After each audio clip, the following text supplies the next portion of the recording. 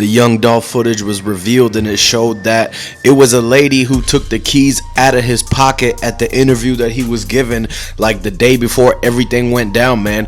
I want everybody to know that it's RIP to Young Dolph. If you guys are Dolph fans, if you rocking with Dolph, let me know where y'all from. Put the Dolph emojis in the comment sections, like this video, because now that they got to the bottom of the footage, they need to release the footage to the whole entire public, because nobody really seen Young Dolph go inside that cookie shop under his own will. Like, we haven't seen him walk in there or nothing like that. So they keep telling you this and that, all this other stuff, but there's no actual footage yet. The footage got leaked and is revealed by somebody, and it shows that the first witnesses who was there recording was already put on that same spot, like on purpose. They already knew what was gonna go down.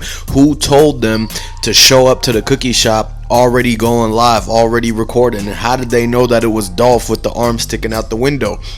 He had on that yellow shirt for 2 days. He was counting money. He was coming to pick up the back end. A lot of people got to realize that the way this whole entire thing works with millionaires and business owners, they come at the end of the year to pick up the back end and all the revenue and the profit from all the stuff that they invested in, all the people that they loaned the money to, and they got to get back. The cookie shop needed $300K like from Dolph on a front and everything like that. He came back to get it. It was over $1 million in cashier's check in his chrome heart satchel in his bag, like, and then they had the safe inside the back of the cookie shop. This is why he was even going to do the music video there, because he had the prop money for the video to actually like sign another PRE artist and actually be able to show the money on the footage. But then once people found out, once the cookie shop people found out what was really going on and how much Dolph had on him, and the hit was placed on his head and everything like that, they found out that Big Jook, he was trying to like actually make it to where Young Dolph brother didn't come to help him out. Young Dolph brother, during this whole time, he was on Elvis Presley Boulevard. As soon as he heard that Snoop Bands and Big Moochie Grape and Keyglock didn't show up to the cookie shop, this is when he decided to rush right there. He already seen Dolph car parked in weird at the cookie shop. That's when he decided to lap the block and park in the back. He came through the little woods in the back, Pecan Lane and Joy Lane and everything like that. Everybody from Memphis knows that it's that little back way, like that breezeway that they be taking to get to the back of the cookie shop. This is why Raven said that the last people who came in and robbed the cookie shop, they came through the back door, because it's like somebody keeps leaving it open. It's a secret. They doing something in that cookie shop for this back door to be left open so many times, and for people to be running in there and doing this and that. Who's even trying to go and rob cookie shops unless they know for a fact that there was something in the safe that Dolph kept in there, and this is why everybody was out to get him and target him. And so once the feds found out that Big Jook and Yo Gotti put 500K on Dolph's head, at first it was 100K, but this was a rumor going on in the streets. By the time the day of the whole thing happened, the whole, like, the money on his head was up, the ransom was up all the way. They drove Young Dolph around to all the ATMs and made him take everything out, man, and they knew what he had.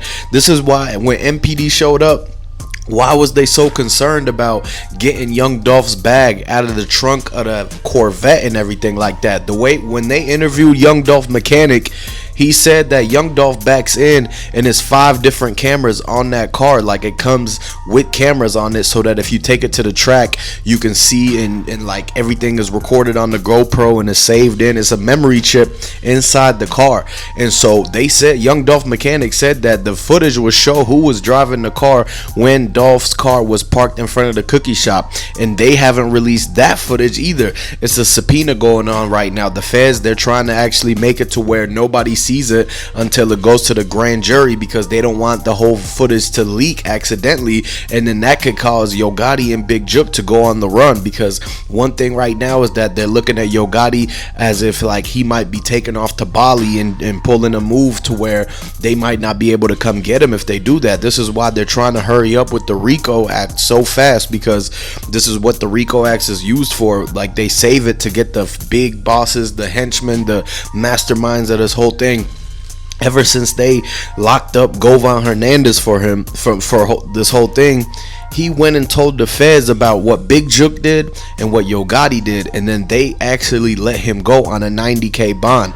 And so they know for a fact that he gave forward information that's going to lead to the arrest of Yo Gotti and Big Jook. And since Big Jook got picked up, he was about to testify against his own brother, because they know that the closest person to Yo Gotti is gonna be his brother Big Jook, because he was the enforcer, he was the street guy that was actually doing all the dirty work for him. And so that way, anytime that something happened, he would take the hit, he would have to cover it up for Yo Gotti and say that he's the one that did it. Except this one and final time, he didn't want to have to do it, because he was looking at facing 150 years for the whole plot and setup of the Young Dolph massacre.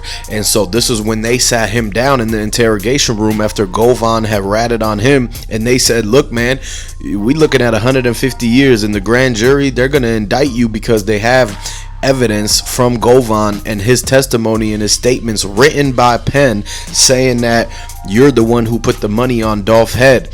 And on that matter, Grove Hero even was talking about how they was trying to put 40K on his head, because they knew Grove Hero was the dude who was actually knew what was going on, because he was clicked in, he was tied in with Yo Gotti and Big Jook by the fact that he lived on the same street of the hood that they're from.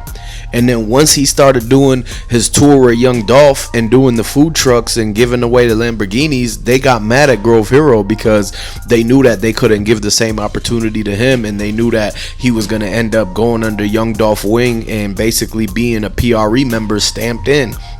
And so this is what made them jealous, envy, and the greed kicked in, man. And so this whole thing, I want to send my condolences to Young Dolph, the whole family, Mia, Jay, Trey, everybody. If you guys want to send your condolences to Dolph, put RIP Dolph, put our King of Memphis, put the Dolph emojis in the comment section, like the video and everything, because a lot of people know that Dolph was the one that was really like the main person to come out of Memphis that was changing the whole game, changing the whole generation.